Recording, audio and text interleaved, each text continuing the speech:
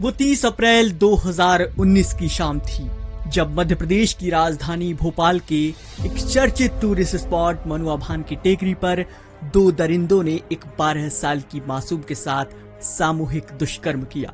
उनकी दरिंदगी यहीं पर खत्म नहीं हुई। इस घटना के बाद उन दोनों ने मासूम का सिर पत्थरों से तब तक कुचला जब तक कि उसकी सांसें नहीं रुक गईं। इसके बाद उन दरिंदों ने मासूम के खून से लथपथ शव को करीब 100 फीट नीचे गहरी गुफा में झाड़ियों के बीच छुपा दिया था।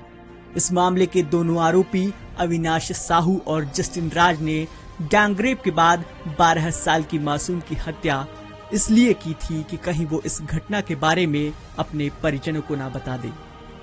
हालांकि इस मामले में दोनों आरोपी जस्टिन राज और अविनाश साहू फिलहाल जेल में बंद हैं। वो चाचा की जो लड़की है पुष्पा नाम की जी, वो ले गए थे साथ में, कह रहा ट्यूशन जाते हैं तो उसके घर उस साइड आ गए। वो कह रहा इसको घर छोड़ देंगे, इसको फिर घर नहीं छोड़ा, उसको भी ले गया करोच चौरा से स्कूटी में बैठ के अविनाश, पुष्पा और पिंकी तीनों मनोभवन टेकरी पहुंचे। थोड़ी देर बाद जस्टिन भी पहुंचे तो 7:30 बजे आके घर पे बता रहा पिंकी नहीं मिल रहा। हमने बोला कहाँ से नहीं मिल रहा, मनोभवन टेकरी। मैंने क्यों ले गया इसको, हमें भी बता के नहीं गया, उसको मम्मी को बता के नहीं गया, मेरा बच्चों को लेके क्यों गया। इस घटना के करीब 17 महीनों बाद भी उस मासूम के माता पिता को न्याय का इंतजार है। इन 17 महीनों में मासूम के माता पिता अपनी बेटी को न्याय दिलाने के लिए धरने पर भी बैठे, मुख्यमंत्री से मिले और दरिंदों को सजा दिलाने के लिए सीबीआई जांच की मांग की। इसी महीने मध्य प्रदेश सरकार ने इस मामले की जांच सीबीआई को सौंपने का निर्णय लिया है। जल्द ही इस मामले में सीबीआई अपनी जांच शुरू करेगी। हमारी बेटी से हमने वादा किया था कि बेटा कुछ भी हो जाए, आपके साथ जो भी गलत किया है उसको सजा मिलेगी, हम दिलवा के रहेंगे। इसके कारण हम लगातार हमारे जब भरोसा टूटती गई, लेकिन हमने भरोसा नहीं तोड़ा और ना ही हिम्मत तोड़ी। हमने बोला कि जो हम ऐसे ना हो तो सीबीआई की जांच के दौरान जरूर हम गुनहगार को सजा जरूर दिलवाएंगे। मासूम की मां कहती हैं कि कुछ दरिंदे चंद मिनटों की खुशियों के लिए किसी की भी जिंदगी ले लेते हैं। कानून को ऐसे लोगों पर सख्त कार्रवाई करनी चाहिए ताकि ऐसे और दरिंदे पैदा ना हो और अपराध पर लगाम लगे।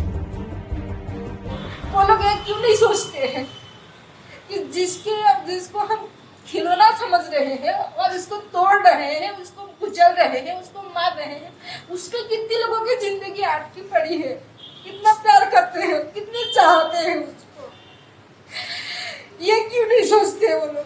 तो ऐसी लोगों की ऐसी सोच पर कानून को इतनी सख्त कार्रवाई करनी चाहिए कि ऐसी और दरिंदे पैदा ही ना हो। उस मासूम की मां जब अपनी बेटी से कहती थी कि तुम पढ़ लिख कर डॉक्टर बनना, तो वो कहती थी कि उसे डॉक्टर नहीं बनना है क्योंकि इंजेक्शन से बहुत दर्द होता है।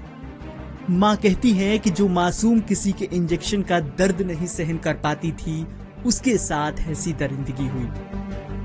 पापा हॉस्पिटल में ड्यूटी करते तो हम बोलते थे बेटा तुम पढ़ लिख के डॉक्टर बनना, बोलते नहीं मम्मा मुझे डॉक्टर नहीं बनना। तुम्हें पता है जब किसी को इंजेक्शन पुट किया जाता है तो उसको कितना दर्द होता होगा, उसे किसी के दर्द शेयर नहीं जाता। सोचिए उसके साथ कितनी दरिंदगी हुई, कितने दर्द से जो किसी को इंजेक्शन कुछ नहीं कर सकते, उसके साथ कितनी दरिंदगी हुई, कितने दर्द से हुई। मासूम की मां ने अपनी सोनोग्राफी रिपोर्ट, बेटी के पहले टेस्ट की कॉपी से लेकर उसके पहले बर्थडे में पहनी गई फ्रॉक तक संभाल के रखी है। मां कहती है कि इसी के सहारे वो अपनी बेटी को अपने करीब महसूस कर पाती है।